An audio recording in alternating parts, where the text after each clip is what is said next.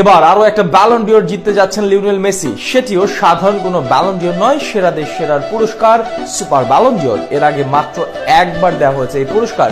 এবার সেই super Ballon ডিওরের জন্য ঘোষণা করা হয়েছে পাওয়ার র্যাঙ্কিং। সেই র্যাঙ্কিং এ স্বাভাবিকভাবে সবার সেরা লিওনেল মেসি। তবে মেসি ছাড়াও কারা আছেন এই তালিকায় তার বিস্তারিত থাকছে প্রতিবেদন। লিওনেল মেসি তার ক্যারিয়ারে ব্যালন ডিওর পেয়েছেন বহুবার, সকলের চেয়ে বেশি। এখনো লিওনেল মেসি মাঠের পারফরমেন্সের ধারাবাহিক। তবে এই সিজনে যদি বলা হয় ব্যালন ডিওর পাবেন মেসি, সেটা শুনলে অনেকেই যেতেন চমকে, কেননা ব্যালন ডিওর পাওয়ার সেরার দৌড়ে নেই মেসি। তবে একটি ব্যালনের দৌড়ে সবার থেকে এগিয়ে আছেন তিনি, সেটি সুপার ব্যালন ডিওর।